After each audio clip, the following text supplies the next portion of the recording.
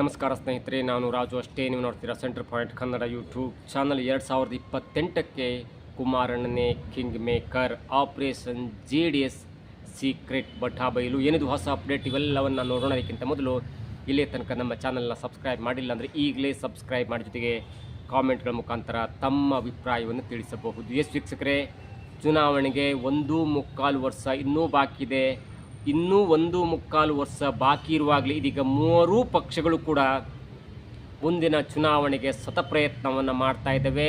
ಗೆಲ್ಲಲೇಬೇಕೆನ್ನುವಂಥ ಒಂದು ಪ್ಲ್ಯಾನ್ನಲ್ಲಿ ತಮ್ಮ ಒಂದು ಪ್ಲ್ಯಾನನ್ನು ಮಾಡ್ತಾ ಇದೆ. ಇದರಲ್ಲಿ ಮುಖ್ಯವಾಗಿ JDS ಅಂದರೆ ಕುಮಾರಸ್ವಾಮಿಯವರ ನೇತೃತ್ವದ JDS ಪಕ್ಷ ಕೂಡ 2028ರಲ್ಲಿ ತಾನು ಅಧಿಕಾರಕ್ಕೆ ಬರಲೇಬೇಕೆನ್ನುವಂಥ ಒಂದು ಪಣವನ್ನು ತೊಟ್ಟಿದೆ. ಜೊತೆಗೆ ಆಂತರಿಕ ಬಿಕ್ಕಟ್ಟು ಏನೇ ಇದ್ದರೂ ಕೂಡ 2027 ಅಥವಾ 2028ರ ವೇಳೆಗೆ ಎಲ್ಲವನ್ನು ಸರಿ ಮಾಡಿ ಅತಿ ಹೆಚ್ಚು ಸ್ಥಾನವನ್ನು ಗೆಲ್ಲಬೇಕು. ಅದು BJP ಜೊತೆ ಮೈತ್ರಿ ಆದರೂ ಸರಿ ಅಥವಾ BJP ಜೊತೆ ಮೈತ್ರಿ ಆಗದೆ ಏಕಾಂಗಿಯಾಗಿ ಹೋರಾಡಿದರೂ ಕೂಡ 70ರಿಂದ 80 ಸೀಟನ್ನು ಗೆಲ್ಲಲೇಬೇಕೆನ್ನುವಂಥ ಪಣವನ್ನು ತೊಟ್ಟಿದೆ ಇದೇ ದೊಡ್ಡ ಗೌಡರ ಕುಟುಂಬ. ಹಾಗಾದರೆ 2028ಕ್ಕೆ ಅಂದರೆ ಈಗ ಅಧಿಕಾರದಲ್ಲಿರುವಂಥ ಕಾಂಗ್ರೆಸ್ ಪಕ್ಷಕ್ಕೆ ಯಾವೆಲ್ಲ ಹಿನ್ನಡೆಯಾಗುತ್ತೆ ಮತ್ತು ಆ ಹಿನ್ನಡೆ BJP ಮತ್ತು JDSಗೆ ಯಾವ ಲೆಕ್ಕದಲ್ಲಿ ಒಂದು ಲಾಭವನ್ನು ತಂದು ಕೊಡಬಹುದು ಎನ್ನುವಂಥ ಒಂದು ಮಾತನ್ನು ನೋಡ್ತಾ ಹೋದರೆ, ಒಂದು ಲೆಕ್ಕಾಚಾರವನ್ನು ನೋಡ್ತಾ ಹೋದರೆ, ಈಗಾಗಲೇ ಕಾಂಗ್ರೆಸ್ ಪಕ್ಷದ ಹತ್ತಿರ 140 MLAಗಳು ಇದ್ದಾರೆ. 224 ಕ್ಷೇತ್ರಗಳ ಪೈಕಿ 140 MLAಗಳು ಕಾಂಗ್ರೆಸ್ ಪರವಾಗಿದ್ದಾರೆ ಮತ್ತು ಕಾಂಗ್ರೆಸ್ ಚಿಹ್ನೆಯಿಂದ ಗೆದ್ದಿದ್ದಾರೆ. ಆದರೆ 2028ರ ವೇಳೆಗೆ ಏನಾಗಬಹುದು, ಚುನಾವಣೆಗೆ ಸ್ಪರ್ಧೆಯಾದಾಗ, ನಮ್ಮ ರಾಜ್ಯದ ವಿಧಾನಸಭಾ ಚುನಾವಣೆಯಾದಾಗ ಏನಾಗಬಹುದು ಎನ್ನುವಂಥ ಒಂದು ಲೆಕ್ಕಾಚಾರವನ್ನು ಹಾಕಿದಾಗ ಭ್ರಷ್ಟಾಚಾರ ತಾಂಡವವಾಡ್ತಾ ಇದೆ. ಜೊತೆಗೆ ಬಿಡದಿ ಹೋರಾಟದಿಂದ ರೈತರು ರೊಚ್ಚಿಗೆದ್ದಿದ್ದಾರೆ. 2028ರ ವೇಳೆಗೆ ಅದು ಕೂಡ ಒಂದು ಲೆಕ್ಕಾಚಾರವಾಗಿ ಪರಿಣಮಿಸಬಹುದು. ಜೊತೆಗೆ ಈಗ 2026ರಲ್ಲಿ ಬರಗಾಲ ಇದೆ.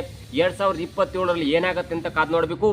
ಆದರೆ ಇವೆಲ್ಲವೂ ಕೂಡ ಸರ್ಕಾರದ ವಿರುದ್ಧ ಪ್ರತಿಭಟನೆಗೆ, ಸರ್ಕಾರದ ವಿರುದ್ಧ ಆಕ್ರೋಶಕ್ಕೆ ಕಾರಣವಾಗ್ತಾ ಇದೆ. ಜೊತೆಗೆ ಪದೇ ಪದೇ ಇದೇ ಪ್ರಿಯಾಂಕ್ ಖರ್ಗೆ ಅವರು RSS ವಿರುದ್ಧ ಹೇಳಿಕೆಯನ್ನು ಕೊಡ್ತಾ ಇರುವುದರಿಂದ ಪ್ರಿಯಾಂಕ್ ಖರ್ಗೆ ಅವರು ಕೂಡ ರಾಜ್ಯ ಸರ್ಕಾರಕ್ಕೆ ಮುಳುವಾಗಬಹುದು, ಮಂತ್ರಿ ಆದರೂ ಕೂಡ ಮುಳುವಾಗಬಹುದು.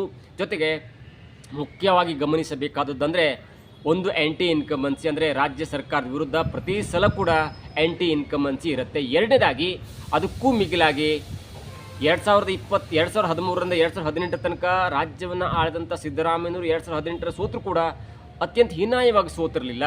122ರಿಂದ 80 ಸೀಟನ್ನು ಬಂದಿದ್ದರು, ಆದರೆ ಸುಮಾರು 40 ಸೀಟನ್ನು ಕಡಿಮೆ ತಗೊಂಡಿದ್ರು. ಆದರೆ ಈಗ ಇರುವಂಥ ಪರಿಸ್ಥಿತಿಯಲ್ಲಿ 140 ಸೀಟ್ ಇರುವಂಥ ಕಾಂಗ್ರೆಸ್ ಸರಿಸುಮಾರು 60ರಿಂದ 70 ಸೀಟ್ಗಳು ಕಡಿಮೆ ಬರುವಂಥ ಸಾಧ್ಯತೆ ಇದೆ ಎನ್ನುವಂಥ ಲೆಕ್ಕಾಚಾರ ಕೂಡ ಇದೆ. ಹಾಗಾದರೆ ಆ 70ರಿಂದ 60 ಸೀಟ್ ಯಾರಿಗೆ ಬರುತ್ತೆ ಎನ್ನುವಂಥ ಲೆಕ್ಕಾಚಾರ. ಎರಡನೇದಾಗಿ ಸಿದ್ದರಾಮಯ್ಯನವರಿಗೊಂದು ಮಾಸ್ ಬೆಂಬಲ ಇತ್ತು.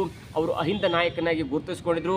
ಅಲ್ಪಸಂಖ್ಯಾತ, ಹಿಂದುಳಿದ ಮತ್ತು ದಲಿತ ನಾಯಕರ ಮತಗಳು ಸಿದ್ದರಾಮಯ್ಯ ಇದ್ದಾರೆ ಎನ್ನುವಂಥ ಒಂದೇ ಒಂದು ಕಾರಣಕ್ಕಾಗಿ ಕಾಂಗ್ರೆಸ್ಗೆ ಮತವನ್ನು ಹಾಕ್ತಾ ಇದ್ರು. ಆದರೆ ಸಡನ್ ಆದಂಥ ಬೆಳವಣಿಗೆಯಲ್ಲಿ ಸಿದ್ದರಾಮಯ್ಯನವ್ರನ್ನ ಕೆಳಗಿಳಿಸಿದ್ದಾರೆ, DK ಶಿವಕುಮಾರ್ ಅವರನ್ನ ಮುಖ್ಯಮಂತ್ರಿ ಮಾಡಿದ್ದಾರೆ. ಹಾಗಾಗಿ ಈ ಅಹಿಂದ ಮತಗಳು ಯಾರಿಗೆ ಹೋಗುತ್ತೆ, ಈ ಅಹಿಂದ ಮತವನ್ನು ಯಾವ ಪಾರ್ಟಿ ಹಿಡಿದಿಟ್ಕೊಳ್ಳುತ್ತೆ, BJP ಹಿಡಿದಿಟ್ಕೊಳ್ಳುತ್ತಾ ಅಥವಾ JDS ಹಿಡಿದಿಟ್ಕೊಳ್ಳುತ್ತೆ ಅನ್ನುವಂಥ ಲೆಕ್ಕಾಚಾರ ಅತ್ಯಂತ ಪ್ರಮುಖವಾಗಿದೆ. ಅದರಲ್ಲೂ ಮುಖ್ಯವಾಗಿ ಮೊನ್ನೆ ತೆಗೆದುಕೊಂಡಂಥ ಒಂದು ನಿರ್ಧಾರ ಇದೆಯಲ್ಲ ಸಿದ್ದರಾಮಯ್ಯನವರು, ಈ ಚುನಾವಣಾ ರಾಜಕೀಯ ಸಕ್ರಿಯ ರಾಜಕಾರಣದಲ್ಲಿ ಸರಿ ಇಲ್ಲ, ಕಲುಷಿತಗೊಂಡಿದೆ. ಚುನಾವಣಾ ರಾಜಕೀಯದಲ್ಲಿ ಹಣ ಇದ್ದರೆ ಮಾತ್ರ ನಾವು ಚುನಾವಣೆಯನ್ನು ಗೆಲ್ಲಬಹುದು. ಹೀಗಾಗಿ ನಾನು ಚುನಾವಣಾ ರಾಜಕೀಯದಿಂದ ನಿವೃತ್ತಿ ಹೊಂದುತ್ತಿದ್ದೇನೆ ಅನ್ನುವಂಥ ಮಾತನ್ನು ಹೇಳಿ ಕಾಂಗ್ರೆಸ್ಗೆ ಪರೋಕ್ಷವಾಗಿ ಟಾಟಾ ಗುಡ್ ಬೈ ಎಂದು ಹೇಳಿದ್ದಿದ್ದಿಲ್ಲ, ಅದು ಇದೀಗ ಕಾಂಗ್ರೆಸ್ಗೆ ನುಂಗಲಾರದ ತುತ್ತಾಗಿದೆ. ಯಾಕಂದರೆ ಅನೇಕ ಅಹಿಂದ ಮತಗಳಿಗೆ, ಅಹಿಂದ ನಾಯಕರಿಗೆ, ಅಹಿಂದ ಒಂದು ಜನರಿಗೆ ಆಶಾಭಾವನಿತ್ತು.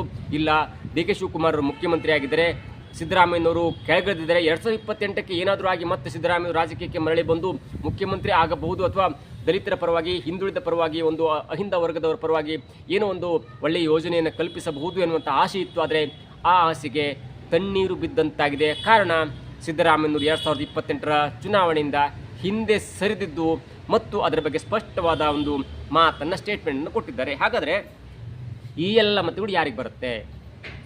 BJP ಪ್ಲ್ಯಾನ್ ಏನು, ಅಥವಾ ಕಾಂಗ್ರೆಸ್ನ ಪ್ಲ್ಯಾನ್ ಏನು, ಅಥವಾ JDS ಕಿಂಗ್ ಮೇಕರ್ JDSನ ಪ್ಲ್ಯಾನ್ ಏನು ಎನ್ನುವುದನ್ನು ನೋಡ್ತಾ ಹೋದರೆ, ಅಫ್ಕೋರ್ಸ್ ಅಹಿಂದ ಮತಗಳು BJP ಬರುತ್ತಾ, ಆ್ಯಂಟಿ ಇನ್ಕಂಬನ್ಸಿ ಮತಗಳು ಬರಬಹುದು. ಅಂದರೆ ಒಂದು ಸರ್ಕಾರ ಇದ್ದಾಗ ಅದರ ವಿರೋಧವಾಗಿ ಕೆಲವೊಂದು ಮತಗಳು BJP ಬರಬಹುದಾದರೆ ಅಹಿಂದ ಮತಗಳು BJP ಬರಬಹುದಾ?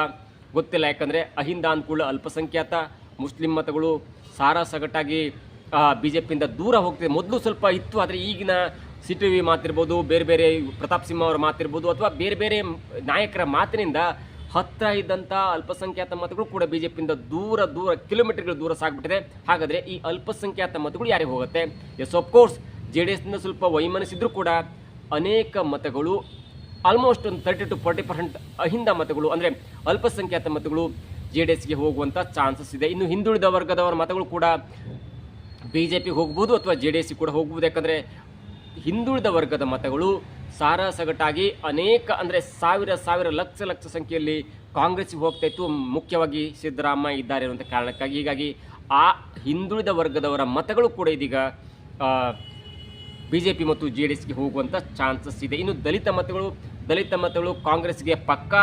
ಆದರೆ ಸಿದ್ದರಾಮಯ್ಯನವರ ನಿವೃತ್ತಿಯ ನಂತರ ಅದು ಎಲ್ಲಿ ಹೋಗುತ್ತೆ ಅಥವಾ ಆ ಮತಗಳನ್ನ ಸೆಳಿಲಿಕ್ಕೆ ಜೆ ಡಿ ಎಸ್ನವರು ಬಿ ಜೆ ಪಿಯವರು ಯಾವ ಥರದ ಸರ್ಕಸ್ ಮಾಡ್ತಾರೆ ಅನ್ನೋದರ ಮೇಲೆ ಡಿಪೆಂಡ್ ಆಗಿದೆ ಈ ದಲಿತ ಮತಗಳು ಯಾರಿಗೆ ಹೋಗ್ತಾರೆ ಎನ್ನುವುದು. ಆದರೆ ಒಟ್ಟಾರೆಯಾಗಿ ಕಾಂಗ್ರೆಸ್ನಿಂದ ಅನೇಕ ಮತಗಳು ಚದುರು ಹೋಗುತ್ತಲ್ಲ ಅಹಿಂದ ಮತಗಳು, ಅದನ್ನು ಬಿ ಜೆ ಪಿಗಿಂತ ಜಾಸ್ತಿ ಜೆ ಡಿ ಎಸ್ಸು ಸೆಳೆಯುವಂಥ ನಿಟ್ಟಿನಲ್ಲಿ ಒಂದು ಮಟ್ಟಿಗೆ ಕೆಲಸವನ್ನು ಮಾಡ್ತಾ ಇದೆ. ಹಾಗಾದರೆ ಯಾವ ಮಟ್ಟಿಗೆ ಯಾವ ಏರಿಯಾದಲ್ಲಿ ಜೆ ಡಿ ಎಸ್ಗೆ ಒಂದು ಲೆಕ್ಕಾಚಾರ ಪ್ಲಸ್ ಆಗಬಹುದು ಎನ್ನುವುದನ್ನು ನೋಡ್ತಾ ಹೋದರೆ, ಮಂಡ್ಯ 8 MLA ಕ್ಷೇತ್ರವಿರುವಂಥ ಮಂಡ್ಯದಲ್ಲಿ ಈಗಾಗಲೇ 8 ಕ್ಷೇತ್ರವನ್ನು ಕೂಡ ಕಾಂಗ್ರೆಸ್ ಗೆದ್ದಿದೆ.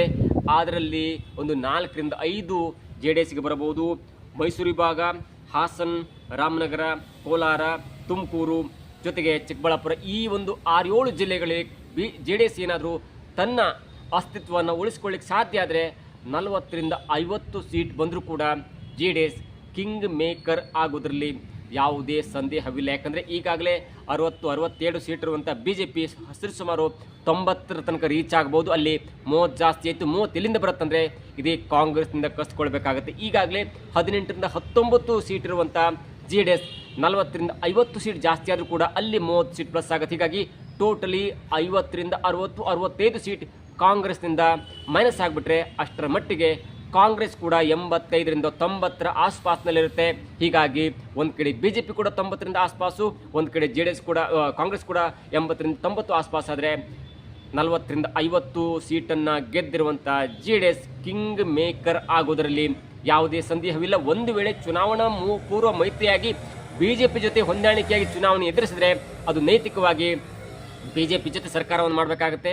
ಕುಮಾರಸ್ವಾಮಿ ಅವರು ಮುಖ್ಯಮಂತ್ರಿ ಆಗ್ತಾರೆ, ವಿಜಯೇಂದ್ರ ಅವರು ಉಪಮುಖ್ಯಮಂತ್ರಿ ಆಗುವಂಥ ಎಲ್ಲ ಸಾಧ್ಯತೆ ಕೂಡ ಇದೆ. ಯಾಕಂದರೆ ಈಗಾಗಲೇ ಕುಮಾರಸ್ವಾಮಿ ಅವರು ವಿರೋಧಿಯಾಗಿರುವಂಥ ಪ್ರಹ್ಲಾದ್ ಜೋಶಿ ಅವರು ಕೇಂದ್ರದಲ್ಲಿ ಶಿಕ್ಷಣ ಸಚಿವರಾಗಿ ಒಂದು ಉನ್ನತ ಸ್ಥಾನವನ್ನು ಅಲಂಕರಿಸಿದ್ದಾರೆ. ಅವರು ಕರ್ನಾಟಕ ರಾಜ್ಯಕ್ಕೆ ಬರಬಹುದು, ಮುಂದಿನ ಚುನಾವಣೆಯಲ್ಲಿ ಮುಖ್ಯಮಂತ್ರಿ ಆಗಬಹುದು ಎನ್ನುವಂಥ ಲೆಕ್ಕಾಚಾರ ಇದ್ದರೂ ಕೂಡ ಅವರಿಗೆ ಒಂದು ಮೈನಸ್ ಆಗಿದವರ ಜಾತಿ ಲೆಕ್ಕಾಚಾರ. Since he belongs to Brahmins quota, ಅವರಿಗೆ ಸ್ವಲ್ಪ ಮಟ್ಟಿಗೆ ಹಿನ್ನಡೆ ಆಗ್ಬೋದು. ಕರ್ನಾಟಕದಲ್ಲಿ ಬ್ರಾಹ್ಮಿನ್ಸ್ ಎನ್ನುವಂಥ ಒಂದು ಜಾತಿ ಅಡ್ಡದಾಗೆ ಬರಬಹುದು. ಜೊತೆಗೆ ಕುಮಾರಸ್ವಾಮಿ ಅವರ ಜೊತೆಗೆ ಅವರ ಸಂಬಂಧ ಕೂಡ ಚೆನ್ನಾಗಿಲ್ಲ. ಕುಮಾರಸ್ವಾಮಿ ಅವರು ಏನು ಹೇಳ್ತಾರೆ ಅದು ಕೂಡ ಅಮಿತ್ ಶಾ ಮತ್ತು ಮೋದಿ ಅವರು ಕೇಳ್ತಾರೆ. ಹೀಗಾಗಿ ವಿಜೇಂದ್ರ ಅವರನ್ನು ಉಪಮುಖ್ಯಮಂತ್ರಿ ಮಾಡಿ ಕುಮಾರಸ್ವಾಮಿ ಅವರನ್ನ ಮುಖ್ಯಮಂತ್ರಿ ಮಾಡಲಿಕ್ಕೆ ಕೇಂದ್ರ ಹೈಕಮಾಂಡ್ ಕೂಡ ಒಪ್ಪಿದೆ ಎನ್ನುವಂಥ ಮಾತು. ಒಂದು ವೇಳೆ ಬಿ ಜೆ ಪಿ ಮತ್ತು ಜೆ ಡಿ ಎಸ್ ಹೊಂದಾಣಿಕೆ ಮುಖಾಂತರ ಚುನಾವಣೆ ಎದುರಿಸಿ ಕಾಂಗ್ರೆಸ್ ಏನಾದರೂ ಸೋತು ಬಿಟ್ಟರೆ ಅಷ್ಟರ ಮಟ್ಟಿಗೆ ಕುಮಾರಸ್ವಾಮಿ ಅವರು ಕಿಂಗ್ ಮೇಕರ್ ಆಗ್ತಾರೆ, 3ನೇ ಬಾರಿಗೆ ಮುಖ್ಯಮಂತ್ರಿ ಆಗುವಂಥ ಎಲ್ಲ ಅವಕಾಶ ಕೂಡ ಇದೆ. ಇನ್ನು 2ನೇ ಲೆಕ್ಕಾಚಾರ ಆಪರೇಷನ್ ಜೆ ಡಿ ಎಸ್ ಅಂತ ಹೋದರೆ ಈಗಾಗಲೇ ಯತ್ನಾಳ್ ಜೆ ಡಿ ಎಸ್ಗೆ ಸಪೋರ್ಟ್ ಮಾಡ್ತಾ ಇದ್ದಾರೆ, ಜಾರಕಿಹೊಳಿ ಸಪೋರ್ಟ್ ಮಾಡ್ತಿದ್ದಾರೆ, ಕುಮಾರ ಬಂಗಾರಪ್ಪ ಜೆ ಡಿ ಎಸ್ಗೆ ಸಪೋರ್ಟ್ ಮಾಡ್ತಿದ್ದಾರೆ, ಬಿ ಪೇರಿಸ್ ಸಪೋರ್ಟ್ ಮಾಡ್ತಿದ್ದಾರೆ, ಜಿ ಎಮ್ ಸಿದ್ದೇಶ್ವರ್ ಸಪೋರ್ಟ್ ಮಾಡ್ತಿದ್ದಾರೆ. ಹೀಗೆ ಮೊನ್ನೆ ಅಥವಾ ನಿನ್ನೆ ಆದಂಥ ಒಂದು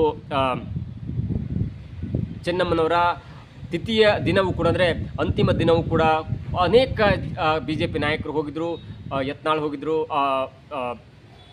ಪ್ರತಾಪ್ ಸಿಂಹ ಹೋಗಿದ್ದರು, ವಿಜಯೇಂದ್ರ ಹೋಗಿದ್ದರು, ಸಿ ಟಿ ರವಿ ಹೋಗಿದ್ದರು, ಅನೇಕರು ಹೋಗಿದ್ದರು. ಅದರಲ್ಲೂ ಮುಖ್ಯವಾಗಿ ಇದೀಗ ಪ್ರತಾಪ್ ಸಿಂಹ ಪದೇ ದೇವೇಗೌಡರ ಮಾತಾಡ್ತಿದ್ರೆ, ಪದೇ ಕುಮಾರಸ್ವಾಮಿ ಅವರು ಮಾತಾಡ್ತಿದ್ರೆ ಮುಂದಿನ ಚುನಾವಣೆಯಲ್ಲಿ ತನಗೂ ಕೂಡ MLA ಟಿಕೆಟ್ ಬೇಕು ಅಥವಾ ಕೊಡಿಸಬೇಕು ಎನ್ನುವಂಥ ಲೆಕ್ಕಾಚಾರದಲ್ಲಿ ಪ್ರತಾಪ್ ಸಿಂಹ ಕೂಡ ಇದ್ದಾರೆ. ಯಾಕಂದರೆ 2024ರ ಪಾರ್ಲಿಮೆಂಟ್ ಚುನಾವಣೆಯಲ್ಲಿ ಪ್ರತಾಪ್ ಸಿಂಹ ಅವರಿಗೆ ಟಿಕೆಟ್ ತಪ್ಪಿದಾಗ ಕುಮಾರಸ್ವಾಮಿ ಹೆಸರು ಕೂಡ ಕೇಳಿ ಬಂದಿತ್ತು ಮತ್ತು ಒಡೆಯರ್ ಅವರಿಗೆ ಟಿಕೆಟ್ ಕೊಡಿಸುವಲ್ಲಿ ಕುಮಾರಸ್ವಾಮಿ ಅವರ ಪಾತ್ರ ಕೂಡ ಮುಖ್ಯವಾಗಿ ಕಂಡು ಬರ್ತಾ ಇತ್ತು ಅನ್ನುವಂಥ ಮಾತಿನ ನಡುವೆ ಹಿಂದೊಮ್ಮೆ ಇದೇ ಪ್ರತಾಪ್ ಸಿಂಹ ಅವರು JDS ವಿರುದ್ಧ ಮತ್ತು ಬಿಜೆಪಿ ನಾಯಕರ ವಿರುದ್ಧ ತಿರುಗಿ ಬಿದ್ದಿದ್ದು. ಆದರೆ ಎಲ್ಲೋ ಒಂದು ಕಡೆ ಈಗ ಅವರಿಗೆ ಆಶ್ವಾಸನೆ ಸಿಕ್ಕಿದೆ. 2028ರ ಅಸೆಂಬ್ಲಿ ಚುನಾವಣೆಯಲ್ಲಿ ತನಗೂ ಕೂಡ ಮೈಸೂರು ಕಡೆಯಿಂದ ಒಂದು ಟಿಕೆಟ್ ಸಿಗಬಹುದು ಎನ್ನುವಂಥ ಲೆಕ್ಕಾಚಾರದಲ್ಲಿ ಈಗ ಪದೇ ಪದೇ ಕುಮಾರಸ್ವಾಮಿ ಅವರನ್ನ ಮಾತಾಡ್ತಿದ್ದಾರೆ, ಪದೇ ಪದೇ ದೇವೇಗೌಡರ ಕಾಲಿಗೆ ಬೀಳ್ತಿದ್ರೆ. ಇವೆಲ್ಲವನ್ನು ನೋಡ್ತಾ ಇದ್ರೆ ಇದೀಗ ಆಪರೇಷನ್ JDS ಕೂಡ ಮುಂಚೂಣಿಯಲ್ಲಿದೆ.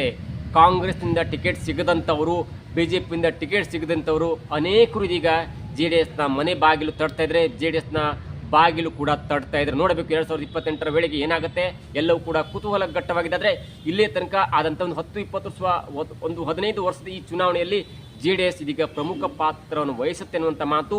ಅದಕ್ಕೆ ಬೇರೆ ಬೇರೆಯದೇ ಆದ ಕಾರಣ ಇದೆ. ಒಂದು ಕಾರಣ ಬಿಜೆಪಿ ಏಕಾಂಗಿಯಾಗಿ ಬಹುಮತವನ್ನು ಕ್ರಾಸ್ ಮಾಡಲಿಕ್ಕೆ ಆಗ್ತಾ ಇಲ್ಲ ಎನ್ನುವಂಥ ಒಂದು ಕೊರಗಾದರೆ, ಎರಡನೇದಾಗಿ ಬಿಜೆಪಿ ನಾಯಕತ್ವವನ್ನು ಬಿಜೆಪಿ ಒಂದು ಪಕ್ಷದನ್ನ ತನ್ನ ಒಂದು ಹಿಡಿತಲ್ಲಿ ಇಟ್ಕೊಳ್ಳಿಕ್ಕೆ ಆಗ್ತಿಲ್ಲ ವಿಜೇಂದ್ರ ಅವರಿಗೆ ಎನ್ನುವಂಥ ಎರಡನೇ ಕೊರಗು. ಯಾಕಂದರೆ ಈಗಾಗಲೇ ವಿಜೇಂದ್ರ ವಿರುದ್ಧ ಬಿಜೆಪಿಯಲ್ಲಿ ಇದ್ದಂಥ ಪ್ರತಿಯೊಬ್ಬರು ಕೂಡ ಸಿಡಿದಿದ್ದಾರೆ. ಅದರಲ್ಲಿ ಮುಖ್ಯವಾಗಿ ಪ್ರೀತಮ್ ಗೌಡ, ಕುಡ್ಚಿ ಮಾಜಿ MLA ಆಗಿರುವಂಥ P. ರಾಜು, ಕೆಲವೊಂದು ನಾಯಕರೇ ಬಿಟ್ಟು ಎಲ್ಲರೂ ಕೂಡ, ಇನ್ಕ್ಲೂಡಿಂಗ್ ಸುಧಾಕರ್ ಕೂಡ, ಅಂದರೆ ಚಿಕ್ಕಬಳ್ಳಾಪುರದ MP ಆಗಿರುವಂಥ ಸುಧಾಕರ್ ಕೂಡ ಇದೀಗ ಬಿಜೆಪಿ ವಿರುದ್ಧ, ವಿಜೇಂದ್ರ ವಿರುದ್ಧ ತಿರುಗಿ ಬಿದ್ದಿದ್ದಾರೆ. ಚಾನ್ಸ್ ಸಿಕ್ಕರೆ ಮುಂದೊಮ್ಮೆ ಅವರು JDS ಸೇರ್ಲಿಕ್ಕೂ ಕೂಡ ಸಿದ್ಧರಾಗಿದ್ದಾರೆ. ಸುಧಾಕರ್ ಸೇರ್ಬೋದು, ಯತ್ನಾಳ್ ಸೇರ್ಬೋದು, ಜಾರಕಿಹೊಳಿ ಸೇರ್ಬೋದು, ಪ್ರತಾಪ್ ಸಿಂಹ ಸೇರ್ಬೋದು, ಕುಮಾರ್ ಬಂಗಾರಪ್ಪ ಸೇರ್ಬೋದು, ಅರವಿಂದ್ ಲಿಂಬಾವಳಿ ಸೇರ್ಬೋದು. ಹೀಗೆ ಅನೇಕರು ಕೂಡ ನಮಗೆ ಬಿಜೆಪಿಯಿಂದ ಟಿಕೆಟ್ ಸಿಕ್ಕಿಲ್ಲ ಅಥವಾ ಹಾಗಿಲ್ಲ ಹೀಗಿಲ್ಲ ಅನ್ನುವಂಥ ಕಾರಣ ಕೊಟ್ಬಿಟ್ರೆ ಅವರು JDSನಿಂದ ಸ್ಪರ್ಧೆ ಕೂಡ ಮಾಡಬಹುದು. ಕುಮಾರ್ ಬಂಗಾರಪ್ಪ ಅವರಿಗೆ ಮುಂದೆ ಟಿಕೆಟ್ ಸಿಗುತ್ತಾ ಎಲ್ಲೋ ಗೊತ್ತಿಲ್ಲ, BPRS ಅವರಿಗೆ ಟಿಕೆಟ್ ಸಿಗುತ್ತಾ ಗೊತ್ತಿಲ್ಲ, ಅರವಿಂದ್ ಲಿಂಬಾವಳಿಗೆ ಈಗಾಗಲೇ ಟಿಕೆಟ್ ಸಿಕ್ಕಿಲ್ಲ, ಅವರು ಹೆಂಡತಿಯವರು ಕೊಟ್ಟಿದ್ದಾರೆ. ಹೀಗಾಗಿ ಅವರು ಕೂಡ JDSನ ಮನೆ ಬಾಗಿಲನ್ನು ತಟ್ಟಬಹುದು. ಇವೆಲ್ಲವನ್ನು ನೋಡ್ತಾ ಇದ್ರೆ JDSನ ಮುಂದೆ ಇದೀಗ ಆಪ್ಷನ್ಗಳ ಮಹಾಪುರ ಓಪನ್ ಆಗಿದೆ. ಯಾವ ಆಪ್ಷನ್ನ ಓಪನ್ ಮಾಡಿಕೊಂಡು ತನ್ನ ಬಾಗಿಲಿಗೆ ಬಂದಂಥ ಆಪ್ಷನ್ನ ತೆಗೆದುಕೊಳ್ತಾರೆ ಎಲ್ಲವೂ ಕೂಡ ಕಾದು ನೋಡಬೇಕು. ಏನೇ ಆಗಲಿ 2028ಕ್ಕೆ ಕುಮಾರಣ್ಣನೇ kingmaker. Operation JDS secret ಇದೀಗ ಒಂದೊಂದೇ ಬಯಲಾಗ್ತಿದೆ. ನೋಡಬೇಕು ಮುಂದಿನ ದಿನಗಳು ಏನಾಗುತ್ತೆ ಎಲ್ಲವೂ ಕೂಡ ಕಾದು ನೋಡಬೇಕು. ಇದಾಗಿತ್ತು ಇವತ್ತಿನ ವಿಶೇಷ. ನೋಡ್ತಾರೆ centre Point Kannada YouTube channel.